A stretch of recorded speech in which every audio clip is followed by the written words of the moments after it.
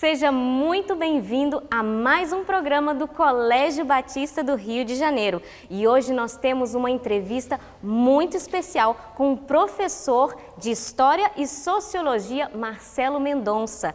E ele vai tratar um assunto muito importante, que é sobre a escola acolhedora e sobre os desafios que essa família tem, por exemplo, de uma família desestruturada, de lidar com essa criança. Então, fique ligado aí para mais uma entrevista. E é uma alegria receber você aqui conosco em mais um programa do Colégio Batista do Rio de Janeiro. Muito bom ter você comigo. Hoje eu tenho a alegria, o privilégio de receber aqui na nossa sala de entrevistas o querido professor Marcelo Mendonça. Professor Marcelo Mendonça é professor de História e Sociologia. E a gente batia um papo aqui e, além de História e Sociologia, ele também é advogado, do tempo em que exame da OAB ainda era prova oral. Bom, daí você já calcula mais ou menos a idade do querido professor Marcelo. O professor Marcelo está aqui para bater um papo com a gente e compartilhar um pouquinho do saber e do conhecimento. Professor Marcelo, querido, muito bom ter você aqui conosco. Eu queria que você falasse um pouquinho da tua vida. Quem é o Marcelo Mendonça? Essa coisa de um advogado que resolveu ser professor de História. Conta pra gente. Olá, muito boa tarde a todos. Um fanático pela história, né? Embora as áreas sejam similares, sejam o que a gente chama de humanas, né? Direito e história estão muito afins. Eu sempre fui um apaixonado pela história e, após me formar em Direito, cheguei a advogado durante alguns anos, eu optei depois de tentar fazer novamente a faculdade que eu gostaria de ter feito inicialmente, né? Porque acho que na minha época de mocidade eu fui por aquilo que muitos jovens hoje ainda vão, que é a influência dos pais, a carreira que você vai seguir, né? E muitas vezes hoje se esquece do dia que você vai ser feliz, né? E a minha felicidade acho que estava em lecionar, estava na história. E aí eu voltei à faculdade, fiz uma segunda faculdade de História, onde consegui me graduar novamente em professor de História e comecei a minha carreira.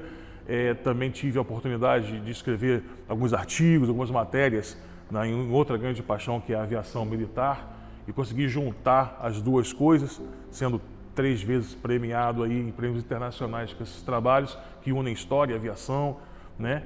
Então, acho que esse era realmente o caminho que me trouxe a alegria, me trouxe a satisfação pessoal, o reconhecimento profissional, do que simplesmente naquele clichê do que todo mundo faz, né?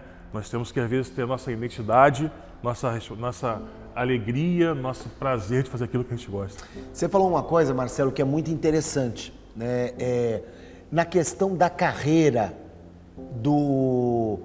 a carreira futura, a carreira profissional, a gente olha e vê o jovem caminhando para o ensino médio, né? Saindo dos anos finais do Fundamental 2, e vem aquela cobrança e aquela preocupação de fazer valer aquilo que na infância era até legal de falar, o que eu vou ser quando crescer.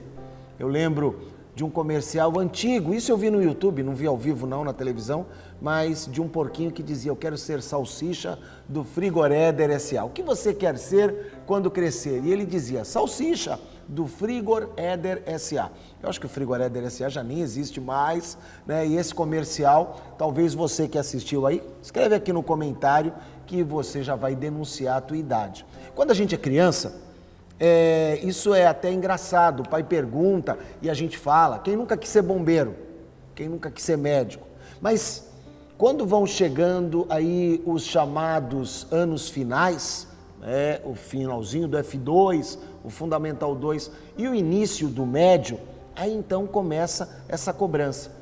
Você falou, Marcelo, sobre a questão dos pais, da indução, eu diria assim, a indução paterna ou materna. Eu vejo que também tem um outro fator que prepondera bastante, que pesa bastante, que é a questão financeira, onde você começa a enxergar mercado. Exatamente. E não podemos também menosprezar a questão da modinha, porque volta e meia surge aquilo que é uma profissão da moda. Agora, Marcelo, você falou uma coisa que vai contra essas três situações.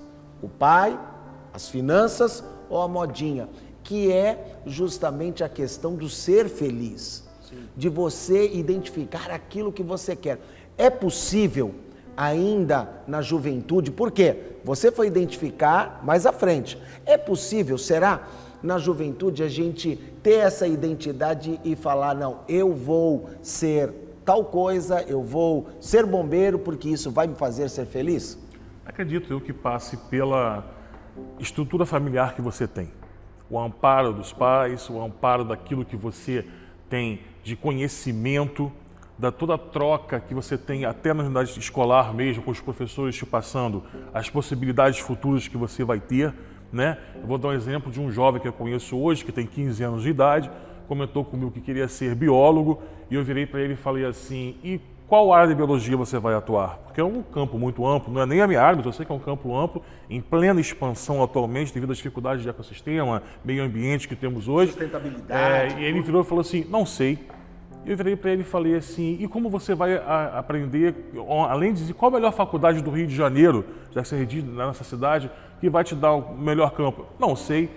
Então, que estrutura familiar esse jovem está tendo para que lhe permita descobrir se a carreira que é o seu coração, o que lhe faria feliz, será realmente uma carreira que vai lhe render também os dividendos da moda ou profissionais ou financeiros, que estão importantes hoje no dia atual. Então, acho que a resposta à tua pergunta passa fundamentalmente pela estrutura familiar que esse jovem vai ter, associado ao conhecimento escolar, que vai lhe permitir ter na tenra idade em que você tem que se escolher uma coisa tão importante como essa, onde eu acredito eu que cada vez mais os nossos jovens não estão sendo preparados para isso, estão criando um hiato ali de decisões, um hiato de capacidade de decidir o próprio futuro, porque no meu tempo, pelo menos, acredito que no seu tempo também somos similares, embora a gente não tivesse plena certeza do que esperar pela frente, nós tivemos uma base boa de ter, mais ou menos ter uma ideia do que iríamos fazer, do que aquilo iria nos proporcionar mais à frente, né?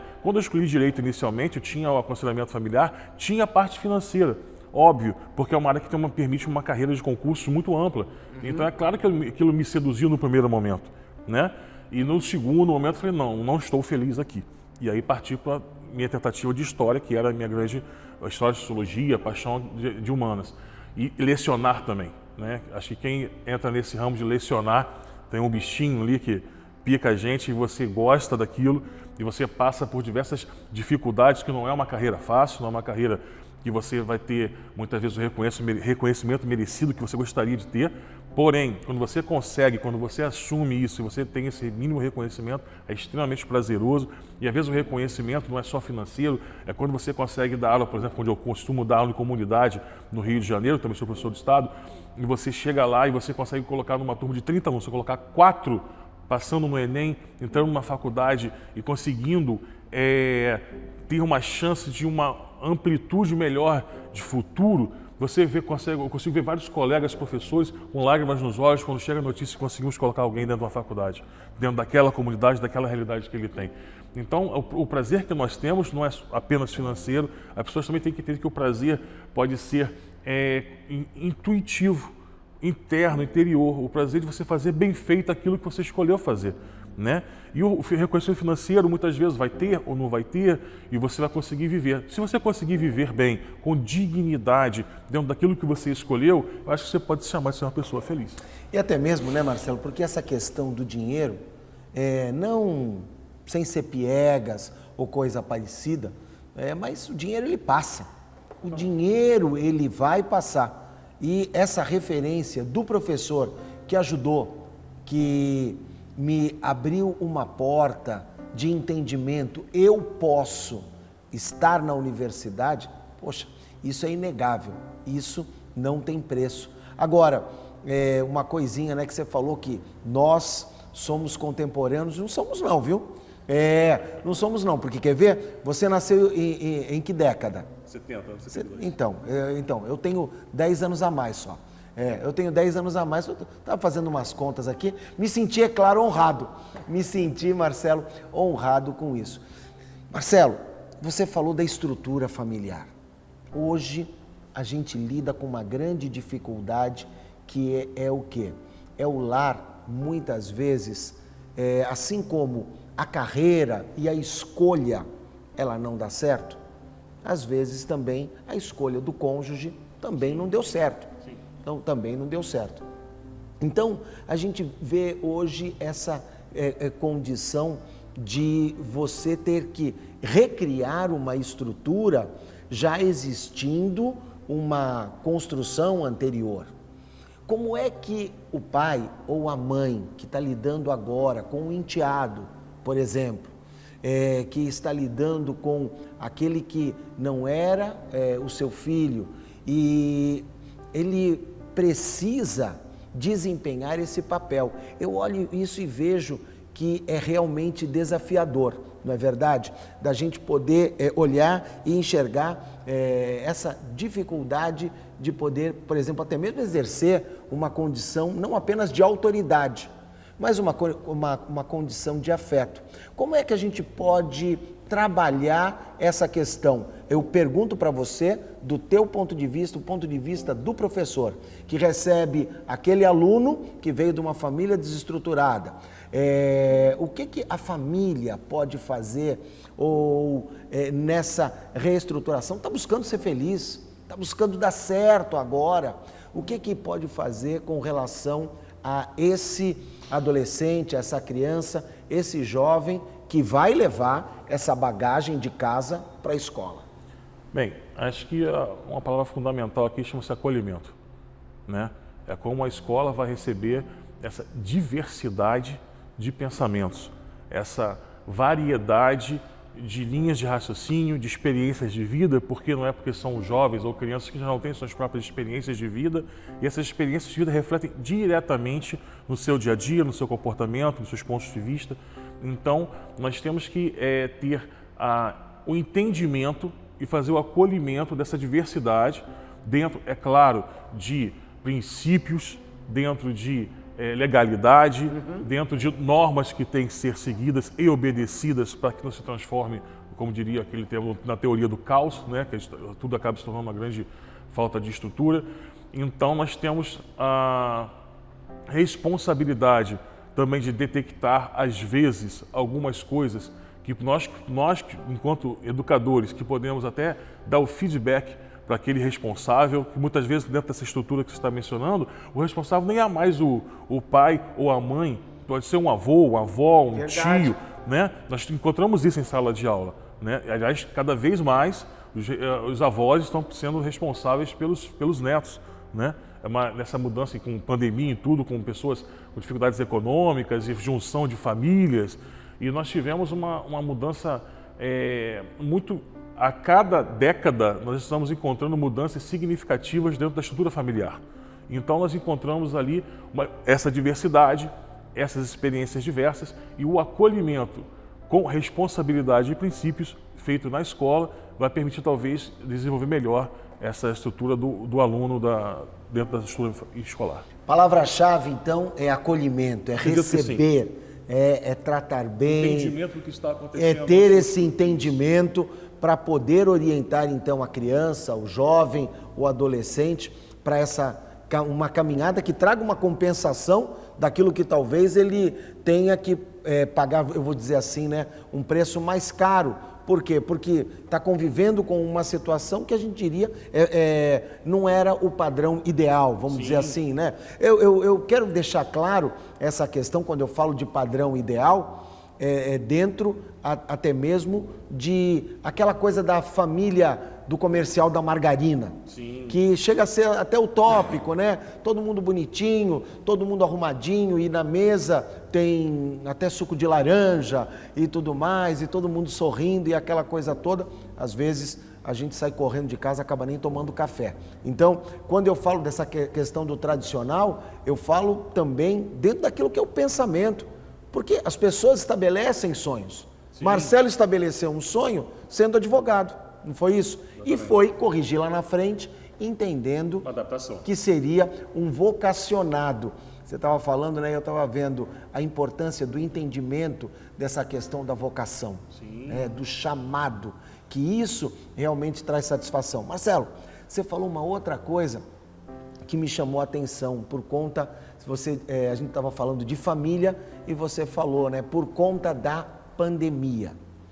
Como é que a gente pode hoje fazer um balanço aí, quase que 18 meses depois desse quadro pandêmico, naquilo que é a educação, porque nós conversávamos aqui fora do ar e nós falávamos sobre a questão de um ciclo na vida da criança, ele foi quebrado, não é verdade? Como é que a gente pode avaliar isso, fazer um balanço para que futuramente a gente possa olhar e enxergar o que eu preciso fazer para trazer essa condição de correção, compensação? Será que é possível reverter o prejuízo ou será que não foi prejuízo? Como é que você enxerga isso tudo? Eu acho que a palavra-chave da pandemia na educação chama-se perda. Perda. Então, Perdemos prejuízo houve. Prejuízo completo, né? Porque a pandemia nos trouxe, ela nos obrigou e nos jogou dentro de uma realidade que não era a nossa realidade do ensino, especialmente quando falamos de crianças e adolescentes, né? Algumas pessoas mais no ensino superior já teriam o hábito de um ensino remoto, já era um pouco mais comum, embora não seja a grande maioria, mas existia essa figura. Porém, no ensino fundamental e no ensino médio, não. Então, nós tivemos que, os professores tiveram que se adaptar, e os alunos mais tiveram que se adaptar, e as famílias tiveram que se adaptar. Porque não foi só a educação que mudou, foi toda a nossa vida que foi jogada de cabeça para baixo. Então, nós tivemos não só um aluno que deixou o ambiente escolar, os seus relacionamentos de amizade, a estrutura que existia de aluno, professor, direção, toda uma organização predisposta e direcionada para a relação ensino-aprendizagem, que foi jogada de escanteio para ele ficar vendo um professor na frente de uma tela.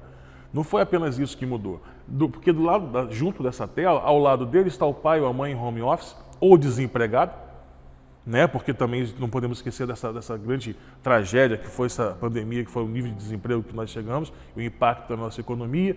Nós temos, às vezes, a falta da afetividade familiar, porque ele talvez não possa mais ver o avô ou a avó, que não pode mais se deslocar e sair de casa. Nós temos uma mudança total, não só na educação, como também em toda a estrutura de vida de todos os indivíduos, na minha modesta opinião. E isso vai acarretar diretamente perda no processo de aprendizagem, porque a atenção não é mais a mesma, o ambiente não é mais o mesmo, o formato não é mais o mesmo, então os instrumentos de ensino não são mais os mesmos, então você mudou totalmente a forma como ele aprendia as coisas, a forma como o ensino era passado para esse aluno. Então, do lado de cá, o professor, ele também teve que se readaptar, se reinovar. Eu costumo brincar que eu sou professor de História e tecnologia e História, não costumo caminhar juntos. Não coadunam? Exatamente, tive enorme dificuldade exatamente em algumas relações de aprendizagem de tecnologia. Deixa até eu comentar com você, né? Professor Marcelo de História, certa vez conversando comigo, o que ele fala? Não, se a gente não consegue acessar a internet, a gente vai no bom e velho mapa. Pronto, o mapa resolve se não tem o kbyte. Eu abro o mapa e faço ali a condição de história. Agora, Marcelo, uma outra coisa também é interessante, né? E como essa questão, né? Todo mundo teve que se reinventar. Novos papéis tiveram que ser escritos. Sim. E a escola perdeu seu papel acolhedor, não é verdade? Por quê? A criança deixou de estar no ambiente, deixou de estar na escola. Uma outra coisa interessante, falando aí da questão da perda, quando a gente olha, por exemplo, o segmento da educação infantil, que é um segmento que eu vejo assim, que traz um grande apoio para o pai e a mãe que precisam trabalhar. Aí o pai e a mãe agora não iam trabalhar por conta da pandemia e estavam em casa. E a escola também fechada, as crianças tendo aula online. Aí o professor Marcelo falou da questão da falta de cultura e de entendimento, porque essa coisa da EAD, né, ou o ensino online, era coisa do superior. Professor Marcelo Mendonça, olha a confusão você pegar uma criança de 4 anos para dar uma aula online. Aí eu vi algumas aulas online que aconteceram da seguinte forma: a aula teve duração de 20 minutos, exatos 20 minutos. 10 minutos a mãe tentando conectar o aplicativo e fazer funcionar o negócio. Aí os 5 minutos seguintes, a professora dizendo: o seu microfone está fechado. Que eu acho que essa foi uma das frases mais faladas em toda a pandemia, né? O seu microfone está fechado. Depois, 5 minutos as crianças dando oi uma para outra e acabou a aula. E acabou justamente a aula. Agora, o que acontece, Marcelo? O pai precisa voltar a trabalhar. E a criança desaprendeu de ficar na escola. Existe... eu posso dizer que isso é um outro prejuízo. Por quê? Porque talvez a gente pense assim também: mas eu tenho um tempo de qualidade com o meu filho, eu posso estar mais perto do meu filho. Será que é esse momento? E será que é isso mesmo que o pai precisa? O pai precisa ter o momento dele com o filho até porque somos exemplos, né? Então, se o meu filho mesmo tem um filho de 6 anos que tenta me copiar em várias coisas que eu faço. Até no modo como torço, vendo uma partida de futebol, já está copiando, né? Então somos exemplos, somos o afeto, somos o acolhimento familiar dentro de casa. Agora, o ser humano, ele é composto de N situações, vamos para a sociologia, né? O ser humano ele é composto de N situações, N grupos sociais ao qual ele pertence, né? E o padrão comportamental daquele ser humano, ele é diferente muitas vezes dentro desses grupos. Nós que somos da educação, estamos habituados a ver pais comentando sobre: meu filho assim em casa não é assim, meu filho em casa não tem esse comportamento. E por quê? Porque em casa é um outro grupo social, onde a sua posição naquele grupo social é uma, e a posição social dele no grupo escolar é outra. Crianças... Ou seja, né, são máscaras Exatamente. Diferentes, personagens diferentes. O que né? faz parte da formação do indivíduo. Que varia até mesmo de casa para casa, porque na casa da avó ele vai ter um outro personagem, às vezes do neto, do imperador, do monarca, na casa da avó, né, e na sua própria casa vai ser o filho, o servo. Quem nunca escutou, né, na época era muito comum, né, a pessoa vai numa casa, uma casa alheia sua, mas em casa ele não come isso. Mas na casa do outro comeu? Como? Como é que pode? Porque é um outro ambiente, são outros estímulos, são outras situações, outras experiências. E a escola é a mesma coisa. O aluno, ele perdeu essa capacidade, ele perdeu um pouco essa sintonia com a escola, né? E está tendo também que se readaptar num momento em que, talvez por toda a dificuldade que já estamos passando, era até compreensível que alguns responsáveis, não posso mais falar pais e mães, como tu já mencionei antes, os responsáveis que acolheram aquelas crianças, aqueles jovens em formação de uma forma talvez muito branda, em exigir menos de uma obediência, exigir menos, porque é muito comum, a gente escuta assim: meu Deus, já está passando pela pandemia, meu Deus, já está acontecendo já foi isso. Privado disso, já foi privado daquilo, uma daquilo. compensação, onde se abriu mão nessa compensação de coisas que não se deveria abrir mão, como autoridade, obediência, respeito, limites. E aí, quando ele traz essa criança que passou um ano inteiro dentro de uma casa, onde muitas vezes, não estou dizendo que é a regra, eu estou falando que fatos que aconteceram, que muitas vezes ele não teve esses parâmetros, quando ele chega, ele retorna ao ambiente escolar, esses parâmetros não são os mesmos. E aí, esse ajuste está sendo enorme e muito difícil nesse momento desse primeiro ano de retorno, né? Agora, para o segundo semestre, as escolas estaduais, municipais, a rede pública está voltando a presencial, somente agora, as escolas particulares já voltaram no início do ano, agora a rede pública está retornando, e também de forma gradual. Acho que apenas no ano que vem, que seremos, se Deus quiser, todos vacinados, tudo, né, num ritmo melhor, podemos voltar. E o que se perdeu? 2 anos da vida de alguém. 2 anos da vida de alguém que tem 12 anos. Isso significa 20%, 25%, 15% da vida dele. Num momento extremamente difícil de formação de caráter, formação de opinião, formação do seu ser como indivíduo. Então isso aí vai acarretar um reflexo lá na frente. Então o acolhimento, volta à palavra, porque vai ser um momento em que nós vamos ter todos que entender até onde aquele jovem, aquele adolescente, ele está sendo rebelde, ele está sendo mimado, ou ele simplesmente não está sabendo como se comportar porque ele perdeu essa referencial de escola.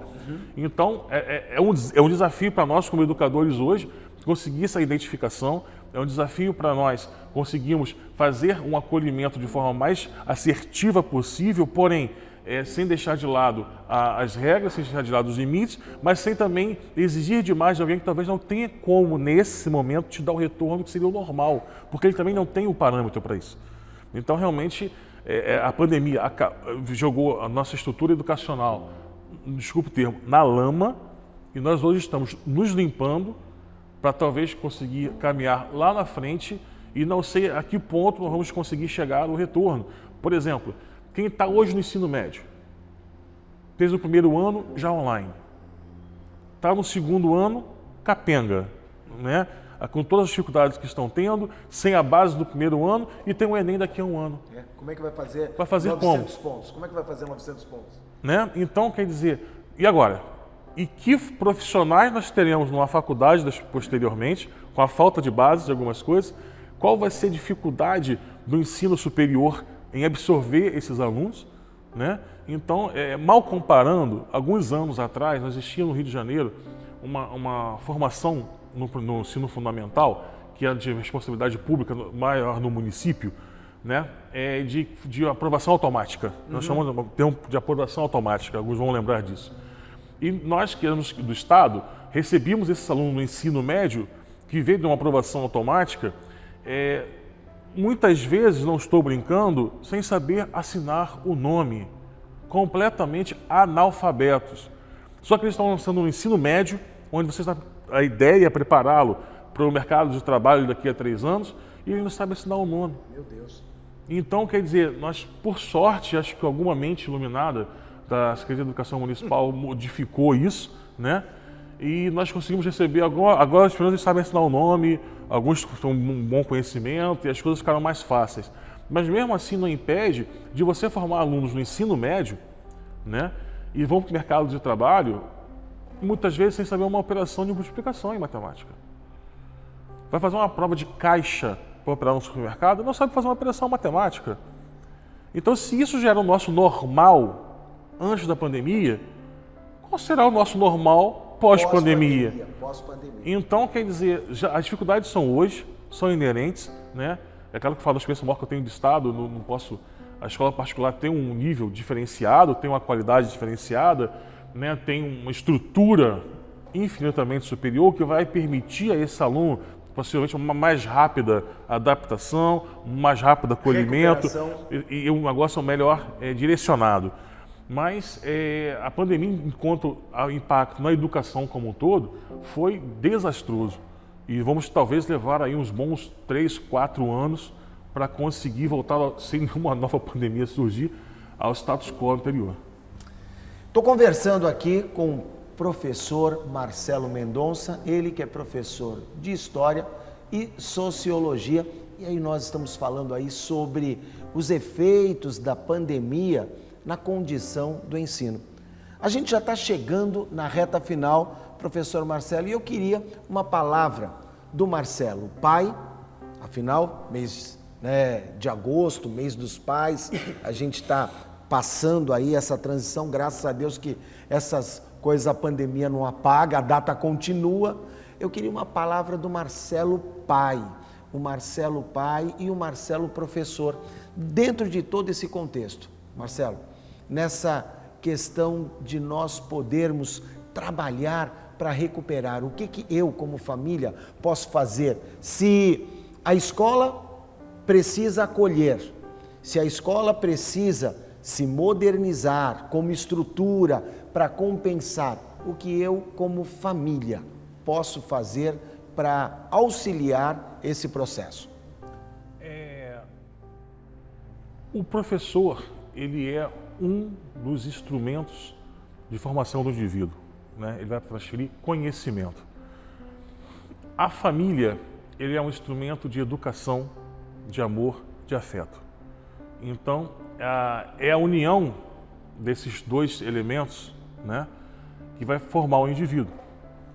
Então, a escola fazendo a parte dela, né, e nós como educadores estamos tentando fazer a nossa parte da melhor maneira possível, precisamos que a família também entenda que ela também tem a parte dela a fazer, né? Como já comentei aqui, é muito comum as famílias entregarem os filhos na escola entendendo que vai ser a solução dos problemas, né? Agora sim ele vai recuperar tudo, agora sim vai ter todo o que não teve. É o passe de mágica da É, escola. como se fôssemos mágicos realmente, que vai fazer uma mágica e tudo vai se modernizar. E não vai ser assim. É uma parceria, a palavra-chave talvez aqui seja parceria, né? Porque se também não tiver a estrutura familiar, não tiver um acolhimento, não tiver um direcionamento em casa, não vai ser a escola que vai fazer essa mudança. Depende do outro, é uma sintonia e uma parceria que nós temos. A escola não pode assumir a responsabilidade de educar as crianças porque não é parte dela. E os pais que tiveram no momento de pandemia a necessidade de tentar educar, que não era a parte deles, agora estão podendo voltar para a escola essa responsabilidade, vai atuar em parceria para cada um agir na sua área de atuação, né? Cada um agindo dentro da sua área, as coisas vão poder caminhar melhor. Agora, não queira exigir da escola o que não é responsabilidade da escola e não queira também assumir o que não é a sua responsabilidade, né? Nós temos visto muito pais que passaram a se autoproclamar professores. No momento de dificuldade, eles estão estudando, ajudando o estudo dos filhos. Mas quem tem um know-how, quem tem um conhecimento, quem estudou para isso, quem se formou para isso, são os professores da área educacional, né? Então, se não houver esse tipo de parceria, fica muito mais complicado. Então, do ponto de vista da família, como pai, eu tenho que estar preparado para fazer meu filho estudar da melhor maneira possível. E deixar a escola fazer esse processo de ensino-aprendizagem, que é a responsabilidade dela. Do ponto de vista de professor, eu tenho que estar preparado para entender, fazer o acolhimento desses jovens e crianças que estão chegando com uma diversidade enorme de experiências, muitas delas traumáticas. Imagina aquela família que o pai perdeu o emprego, alguém perdeu, infelizmente, alguém veio a óbito pelo Covid, alguém próximo, e volta para estudar agora, no momento que a pandemia, ainda estamos em pandemia, e a criança, não quero ir, estou com medo de pegar a Covid, porque pode ter algum ente querido ter falecido. Como é que vai funcionar isso? Se não tiver um bom acolhimento por parte da escola também, novos desafios, novos momentos, também não vai funcionar. Então, a parceria entre pais e escola, nesse momento, em prol da melhor coisa possível para os seus filhos, para os seus alunos, para o que mais importa para a gente, né? Eles, na verdade, são eles que importam, são para eles que nós vivemos e deveremos ser, pelo menos, e nos estruturamos toda a nossa vida, a palavra-chave vai ser parceria nesse momento. Parceria. Obrigado, professor Marcelo Mendonça, por essa palavra tão prática, né? Para a escola, o acolhimento. Na escola, você vai... Eu estou fazendo aqui a revisão, porque isso vai cair na prova. Sim, com certeza. A escola precisa fazer o acolhimento. E a família precisa educar. Educação não é na escola. Sim. Na escola é ensino. Mas juntos, escola e família, a gente tem a perspectiva de ter um futuro, uma condição melhor.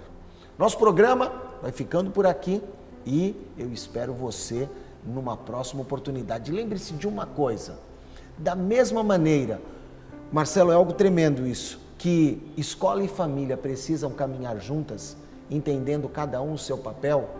Você precisa entender que caminhar junto com Deus tem coisas que são da alçada de Deus, mas tem coisas que são responsabilidades responsabilidades tuas também.